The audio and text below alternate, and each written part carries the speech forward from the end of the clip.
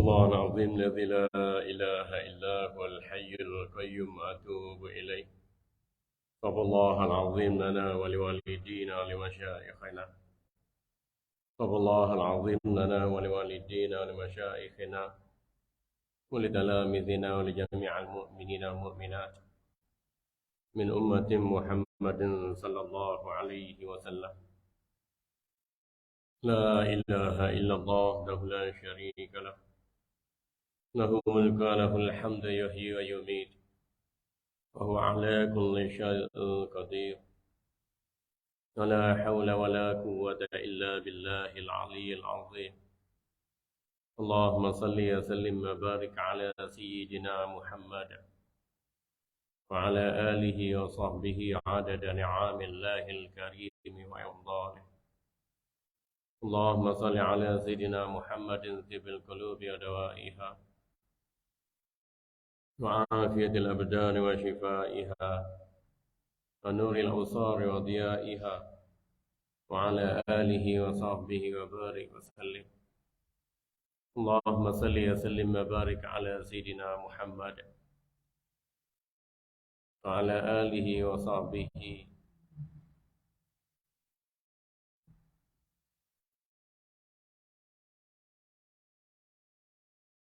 عدد نعم الله الكريم وإفضاله. بسم الله والحمد لله وتوكل على الله ولا حول ولا قوة إلا بالله. اللهم صل وسلم وبارك على حبيب الله سيدنا محمد بن عبد الله وعلى آله وصحبه من سار على نهجه ومن والاه. سبحانك لا علم لنا إلا ما علمتنا إنك أنت العليم الحكيم. اللهم افتح بيننا وبين قومنا بالحق وأنت خير الفاتحين. Ya Allah, bukakanlah pintu hati kami dan kaum bangsa Melayu kami dengan kebenaran. Engkaulah sebaik-baik pembuka pintu hati bagi manusia. Allah nawwir qulubana bin nuri hidayatik. Ya Allah, sinarilah hati-hati kami ini dengan sinaran hidayah darimu. Kama nawwartal arda bin nuri syamsik. Bagaimana Dikau telah menyinari bumi ini dengan sinaran mentarimu. Allahumma ya Ghani ya Hamid, ya Allah, kayakanlah kami dengan rezekimu yang halal, jauhkanlah kami daripada rezekimu yang haram. Wa bi fadlika amman siwak, cukupkanlah kecintaan kami hanya padamu. Jangan cukupkan kecintaan hati ini selain daripadamu ya Allah. Allahumma inna ala zikrika, bantulah kami untuk merinduimu. Mensyukrika, bantulah kami untuk mensyukuri limpah kurniamu. Husna ibadati, dan bantulah kami ya Allah untuk melakukan amal ibadah yang terbaik buatmu. Walhamdulillahirabbil alamin. Assalamualaikum warahmatullahi wabarakatuh. Apa khabar semua tuan-tuan? Alhamdulillah, kita masih lagi diberi subsidi oleh Allah untuk hidup hingga ke hari Jumaat yang mulia lagi berkat ini. Mudah-mudahan nikmat kehidupan yang Allah kurniakan digunakan untuk segala kebaikan, kebenaran, berteraskan keimanan pada Allah. Manakala nikmat kehidupan yang digunakan tanpa iman, ilmu dan amal adalah sia-sia, bahkan menjadi hujah ke atas kita. Waktu kita tutup mata masuk liang lahat, kembali ke akhirat.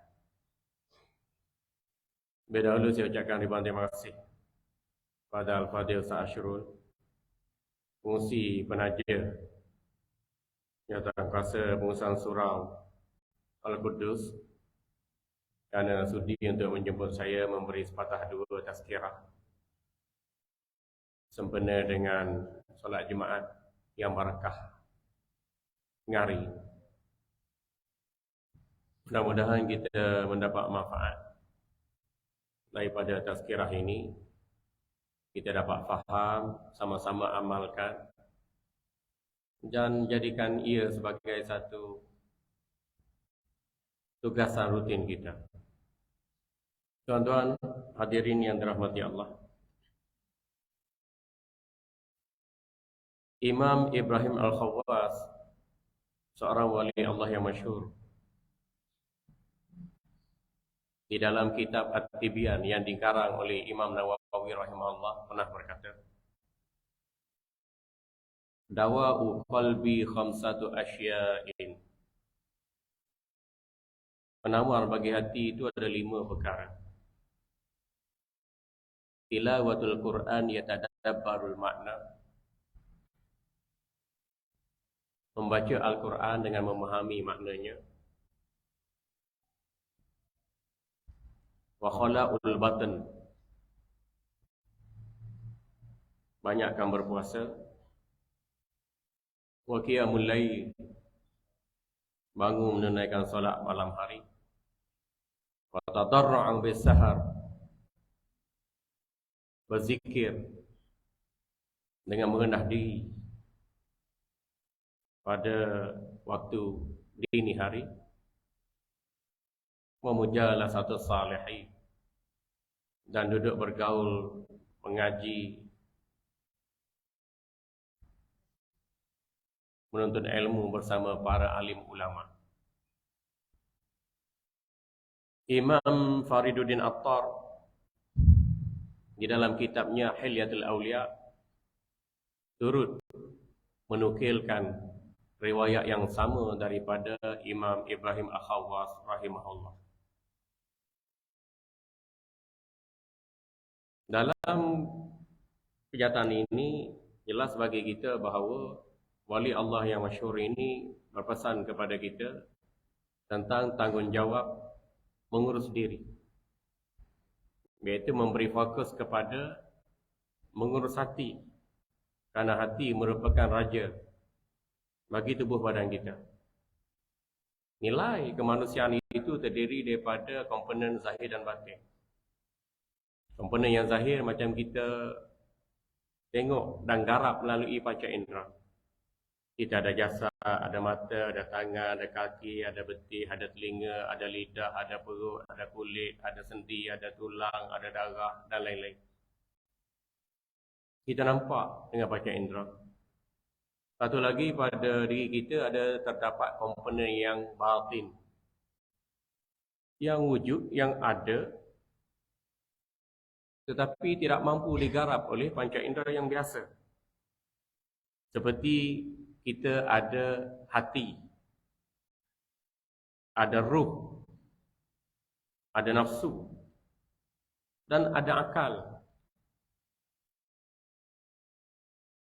Hakikat ini diterima oleh seluruh manusia dan tidak boleh dimungkiri hakikatnya. Jadi kita kena jaga 2 perkara. Satu komponen yang zahir, satu komponen yang batin. Barulah kita dikira pengurus yang baik dalam mengurus diri. Dan komponen yang zahir itu kita boleh faham dan sedar dengan tanggungjawab diri. Kita makan, kita minum, kita tidur, kita rehat, kita bersenam secukup rasa. Tetapi ramai di kalangan kita yang gagal mengurus diri secara batin, iaitu mengurus takbir hati, nafsu, ruh dan akal yang ada pada diri sendiri. So sebaik-baik pengurus bukan yang berjaya mengurus syarikat korporat, tetapi sebaik-baik pengurus ialah orang yang berjaya mengurus takbir hal ehwal batinnya sendiri. Baik, kita merujuk kepada kata-kata Imam Ibrahim Khawwas rahimahullah ta'ala. Dawa'ul qalbi khamsatun. Penawar hati itu ada 5 perkara. Yang pertama, tilawatul Quran yatadabbarul makna. Kalau kita nak menambah baik nilai pada diri, kita kena jaga hati dan bersihkan hati daripada semua sifat-sifat yang keji atau larangan yang telah ditetapkan Allah Rabbul Jalil. Larangan yang Allah tetapkan banyaklah. Jangan ngumpat, jangan cela, jangan makan haram, jangan makan hamun, jangan terlibat dengan riba, jangan menipu, jangan rasuah, jangan zina, jangan curi. Lagi-lagi sifat yang keji. Jangan takabur, jangan riak, jangan ujub, jangan sum'ah, jangan fasik. Jangan hasad dengki, jangan panah barat. Jangan sakit hati dan lain-lain. Jadi bila kita sedar hati kita ni ada hati yang batin, bukan hati fizikal. Hati fizikal tu kita nampak kalau penyakit dia hepatitis B. Hati itu bengkak, hati itu bernanah, hati itu kena kanser. Sakit fizikal, kita ada ubat untuk merawat fizikal berkenaan. Tetapi sakit yang batin, yang tak nampak pada panca indera ini memerlukan pengawasan dari kita sendiri. Maka jagalah hati kita daripada segala yang apa dilarang oleh Allah. Allah larang itu berupa kebaikan untuk kita, bukan sekadar untuk menjaga kesihatan tubuh badan yang zahir, tetapi untuk menjaga kesihatan hati yang batin, yang mana hati merupakan latifatur rabbaniyah, deria ketuhanan yang halus yang dicampakkan oleh Allah dalam setiap jiwa manusia yang bersifat sebagai hamba. Kita bukan kuli Cina, kuli India, kuli Bangla, kuli Nepal, kuli Melayu, tuan-tuan. Kita juga bukan kuli politik, ekonomi, sosial atau falsafah. Tapi kita sebenarnya adalah kuli Allah. Wa ma khalaqtul jinna wal insa illa liya'budun.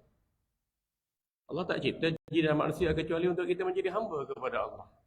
Jadi kalau kita jadi hamba pada harta, tahta, kuasa, rupa, wanita, glamour dan nafsu, perhambaan itu merugikan kita. Dengan komposisi hati yang buta melihat perjalanan menuju akhirat.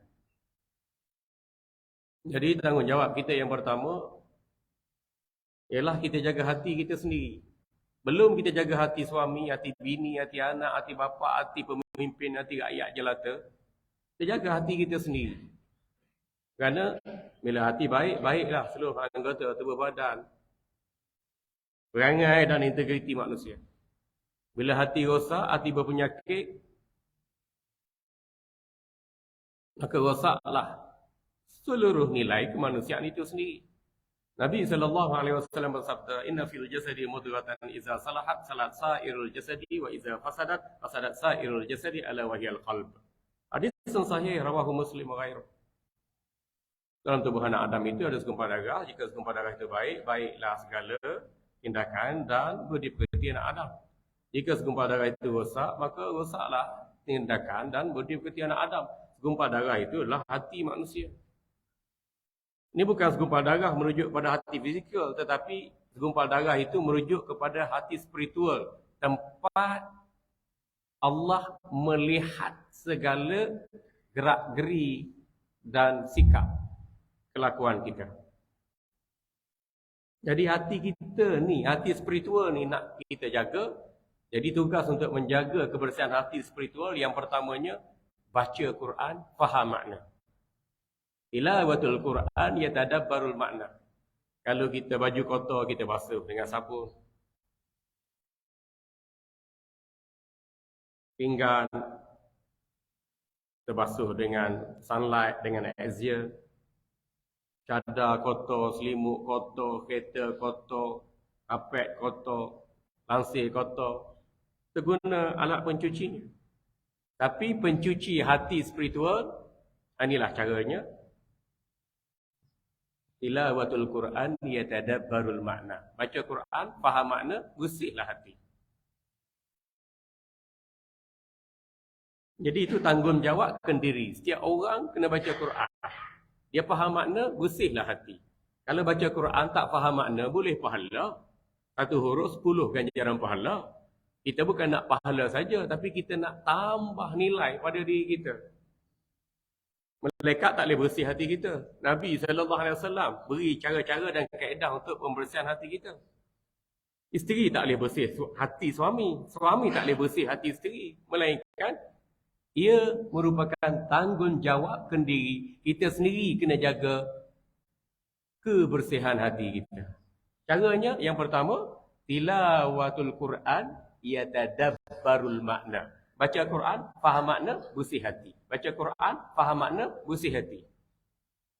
Oh, kalau kelorak boleh bersih hati, kita minum kelorak tiap-tiap hari. Kak, kelorak satu. Kelorak ais, kelorak panas, kelorak susu. Kalau sabun boleh bersih hati, kita minum sabun lah. Kan? Apa lagi yang boleh bersih hati? Ada. Yang pertama, baca Quran, faham makna. Waktu Allah Subhanahu Wa Taala perintah kita solat.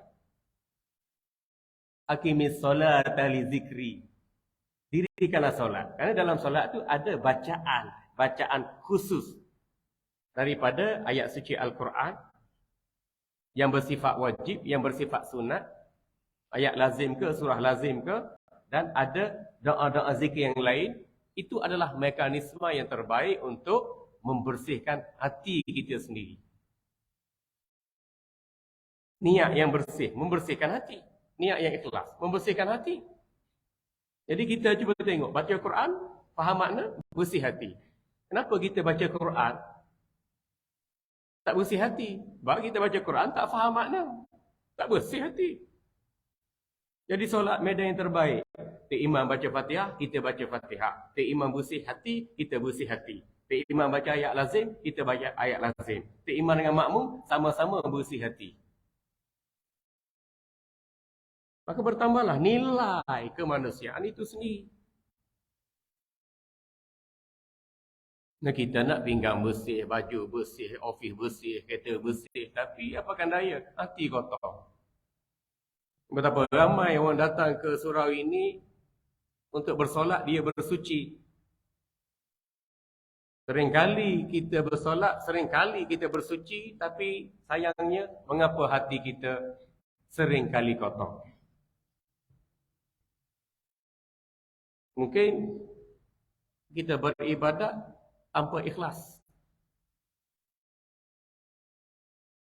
Mungkin kita baca Quran, tak faham makna, tak bersih hati kita. Betul, ramai je orang semayang tapi perangai jahat. Orang semayang tapi tak boleh bercerai atau meninggalkan benda yang haram. Mudah je bagi kita datang solat jemaat, baca Quran, mengaji, zikir, wirid, doa. Lepas daripada surau tu, isap rokok. Kita tahu fatwa rokok tu haram. Haram kering, haram basah, haram jadah. Tapi kita tetap menterkedara. Itu kadang-kadang isteri tengok abang semayang pakai kepiah, pakai jubah, jadi ustaz. Ustaz apa? Isap rokok. Ustaz mengata kita ustaz. Memang. Akan nak cerita soal pengusaha hati, nak cerita kat kambing, lembu, kerbau, itik, ayam, batman, atromen, sperma, cicak, merak, saksa. Pada orang lah. Ini kita nak bangunkan nilai kemanusiaan. Ini masalah kita, dah tahu penyakit, ini ubat dia. Baca Quran, faham makna, bersih hati. Sebab Quran tu kalamullah. Quran tu mukjizat yang paling besar. Lebih daripada 1000 mukjizat yang Allah kurniakan pada Nabi dan Rasul. Wa nunazzilu minal Qur'ani ma huwa shifaa. Kami turunkan Al-Quran untuk menjadi penawar bagi semua jenis penyakit. COVID-19, Al-Quran penawar. Penyakit kanser, Al-Quran penawar. Penyakit apa lagi kita kata? Penyakit fizikal, penyakit mental, penyakit spiritual, penyakit gangguan makhluk halus, jin, sihir, saka dan sebagainya. Wa nunazzilu minal Qur'ani ma huwa shifaa. Kami turunkan Al-Quran itu untuk menjadi penawar. Wa rahmatun, dan menjadi rahmat lil mu'minin, bagi orang beriman. Siapa orang beriman? Kita. Jadi baca Quran, faham makna, dia menjadi syifa. Baca Quran, faham makna, dia menjadi rahmatul lil mu'minin. Wala yaziduz zalimina illa khasara. Dan tidak menambah apa-apa bagi orang yang zalim itu melainkan kerugian semata-mata. Boleh tuan-tuan? Malaysia. Malaysia. Malaysia. Malaysia. Ke Bangla ni? Ada Filipin ke Vietnam ke ni? Tak ada. Malaysia. Boleh. Malaysia. Tanya suruh jawab tu supaya tak ngantuk. Dah kena nasi, bihun, soto, makanan berat ni nak solat jemaah ngantuk. Lepas tu tanya. Ada komunikasi dua hala. Malaysia. Boleh. Boleh apa? Badminton dah kalah. Tak ada siapa yang layak. Piala dunia pun kita tak layak. Messi yang menang. Malaysia. Boleh. Boleh apa? Boleh faham. Kalau panggil Ustaz Tazkirah, ceramah berapi sekalipun, tak faham, ilek. Faham apa? Tilawatul Quran yatadabbarul makna. Penawar hati yang pertama, baca Quran, faham makna, bersihlah hati kita. So, kena luangkan masa untuk baca Quran. Pagi-pagi, masa berjabat, dekat rumah, lepas solat, lepas zikir, lepas wirid, hari cuti, tak cuti ke, raya Cina ke, raya Melayu ke, raya India ke, kita tetap baca Quran.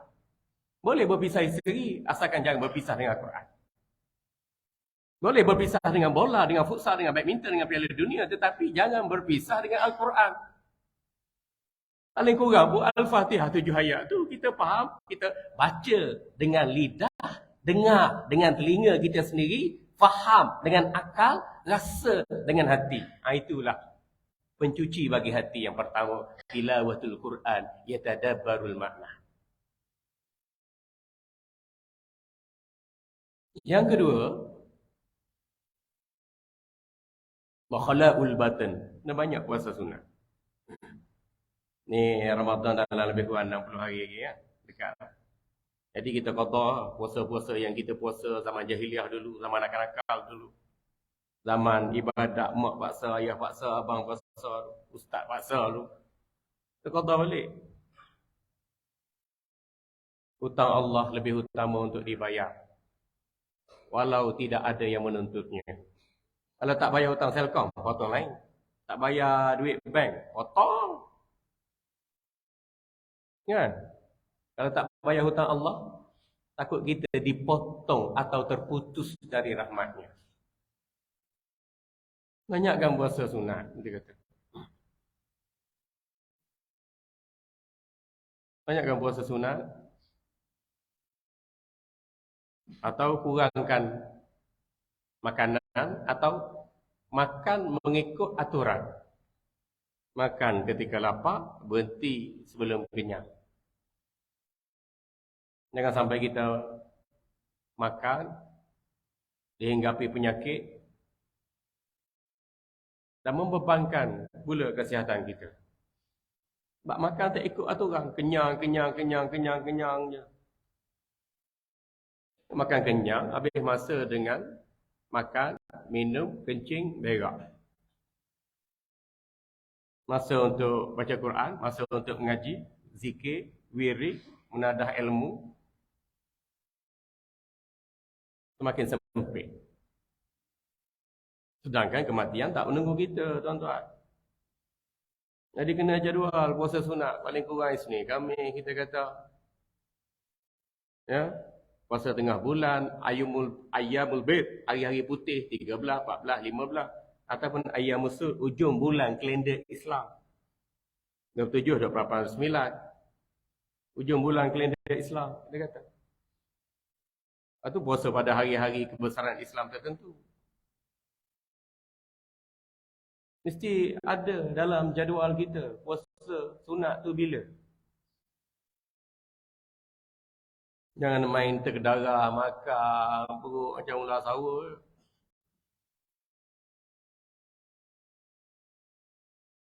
Mana sikap kebinatangan tu ada pada kita. Makan, tidur, kencing, berak. Bini, beranak. Lebih kurang. Lebih kurang apa? Lebih kurang dengan ternakan kita. Allah. Jadi kena ada peraturan. Kena ada adab. untuk kita sentiasa mengamalkan gaya pemakanan yang baik dan halal serta banyakkan berpuasa sunat kalau hati itu nak bersih. Nabi beri garis panduan, kullu lahmin nabata min haramin fannar aula bi.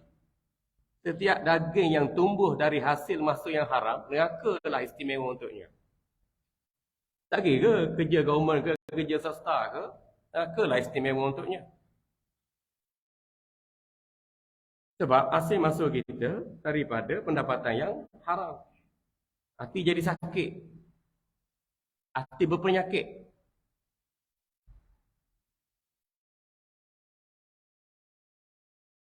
Itu cukup bahaya.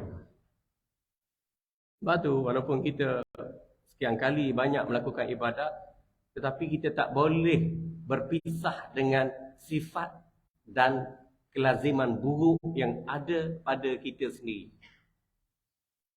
Sejak daripada kita remaja tu suka cakap, suka menipu, sampai ketua anak cucu pun suka menipu. Sejak daripada kita muda umur 18 tahun, panah bagal, hinggalah jasad kita dikuburkan pun panah bagal tak hilang daripada kita. Sejak daripada kita muda suka berhutang tak bayar, sampai ketua mati pun berhutang tak bayar. Apatah lagi sifat-sifat yang lain, ujub, takabur, riak, sum'ah, hasad dengki, sakit hati. Penyakit hati ni bahaya tuan-tuan. Datanglah Maulidur Rasul ke, Isra' Mi'raj ke, Nuzul Quran ke, dia tak meninggalkan kita. Kecuali kita sendiri mengambil inisiatif untuk membersihkan hati kita. Barulah kita boleh meninggalkan tabiat yang buruk yang telah sebati dengan sikap atau kelakuan kita. Inilah soal integriti. Tak nak pecah mana, salah guna kuasa, penyelewengan, rasuah dan sebagainya. Kita boleh kata tak nak kepada unsur-unsur begitu. Tapi kalau hati kita dalam keadaan sakit, hati kita dalam keadaan hitam, anytime je kita boleh terjebak dengan perkara sedemikian.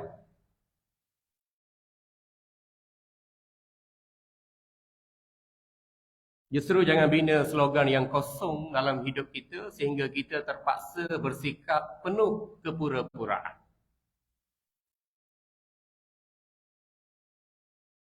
Allah berfirman, qad aflaha man zakkaha wa qad khaba man dassaha. Sesungguhnya telah berjaya orang yang membersihkan hatinya.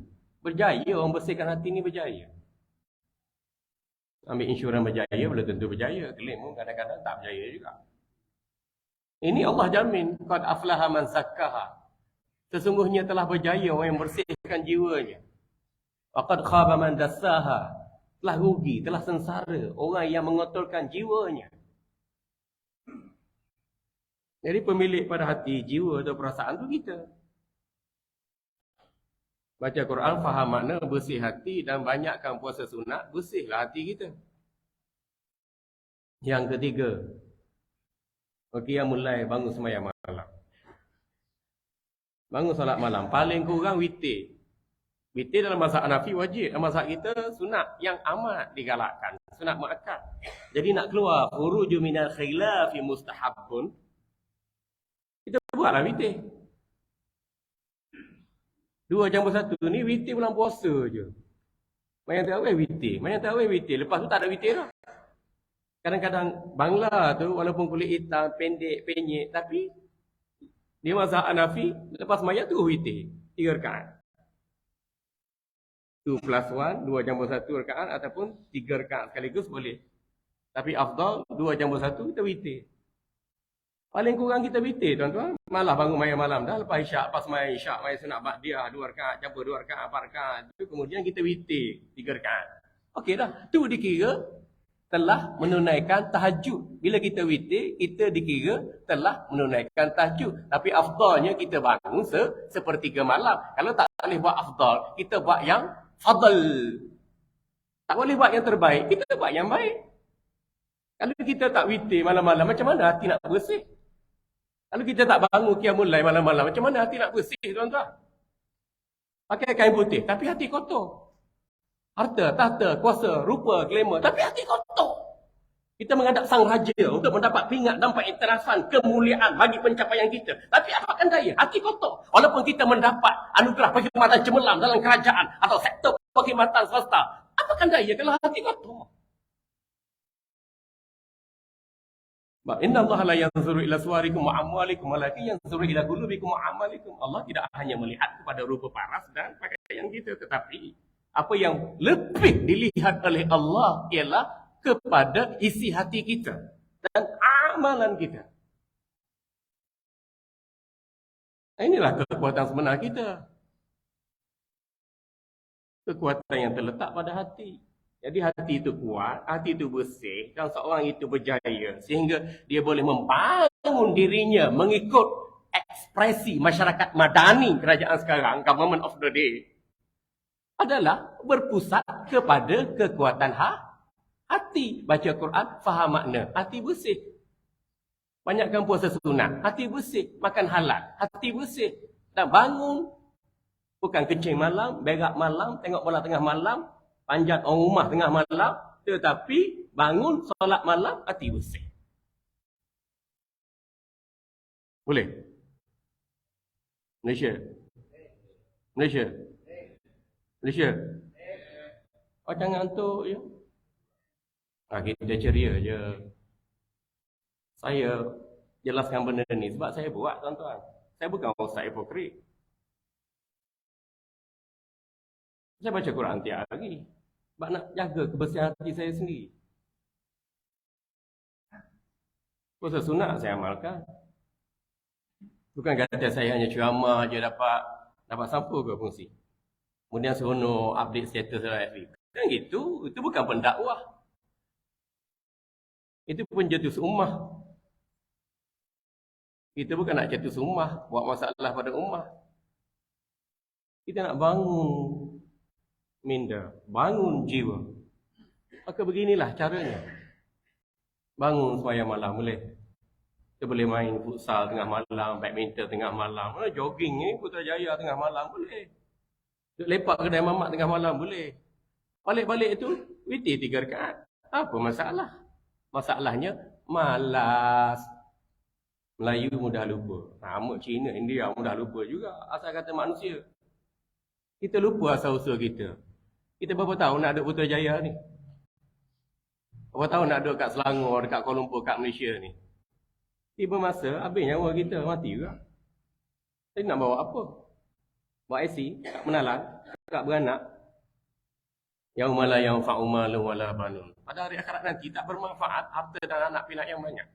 Illa man atallaha biqalbin salim. Kecuali mereka yang mati datang bertemu dengan Allah biqalbin salim, dengan jiwanya yang sejahtera. Ma makna biqalbin salim? Ai maknahu khaliyan minasyirki wan nifaq. Hati yang sejahtera di sini ialah hati yang selamat daripada penyakit syirik dan nifak. Pura-pura. Yang kita nak. Husnul khatimah. Habis masa dah.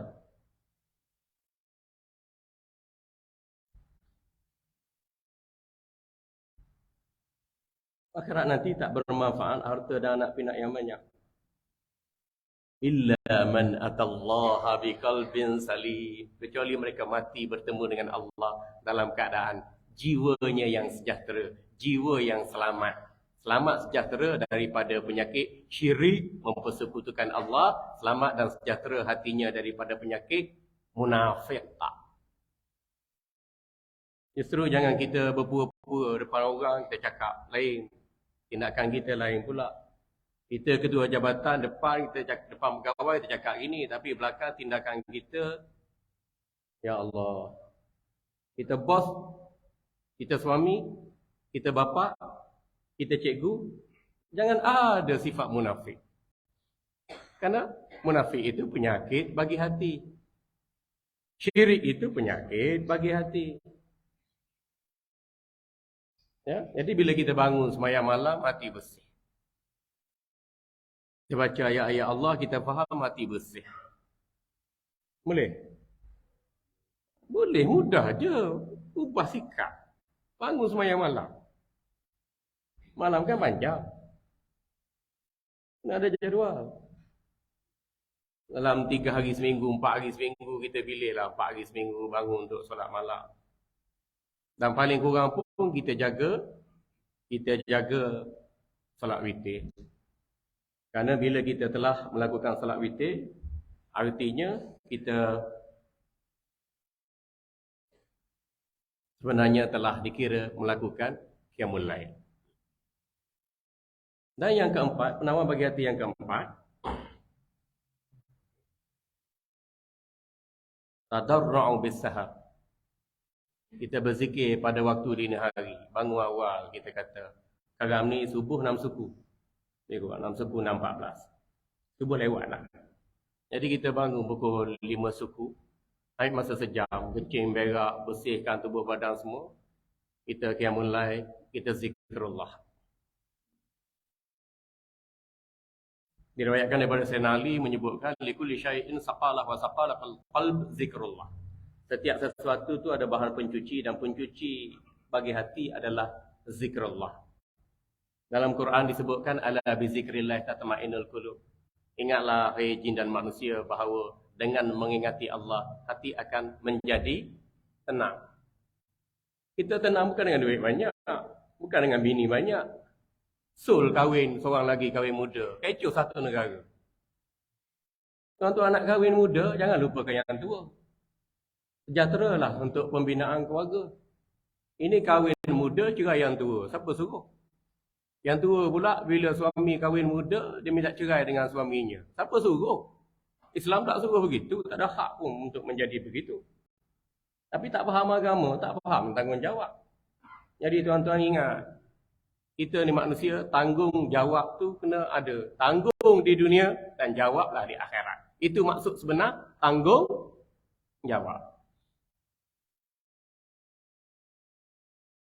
Kalau semua ambil tanggungjawab, maka tak berlakulah masalah sosial. Alhamdulillah. Tapi kalau ramai di kalangan kita tak bertanggungjawab, inilah dunia akhir zaman yang kita hadapi sekarang. Zikirlah tuan-tuan. Lepas asar hari Jumaat zikir, ada saat mustajab doa. Belum subuh kita berzikir. Zikir banyak-banyak. Ya ayyuhallazina amanu zkurullaha zikran katsira. Wahai orang beriman, ingatlah kepada Allah dengan ingatan dan sebutan yang banyak. Banyak zikir. Ni makan banyak, minum banyak, tidur banyak, sembang banyak. Rosaklah hati. Kalau kita banyak berzikirullah, hati itu bersih, hati itu tenang. Hati itu sejahtera. Alhamdulillah. Satu lagi ialah wa mujalasatu salihin. Penawar hati yang kelima ialah kita duduk mengaji dengan para alim ulama. Ulama sebenar ialah ulama yang menguasai semua disiplin ilmu.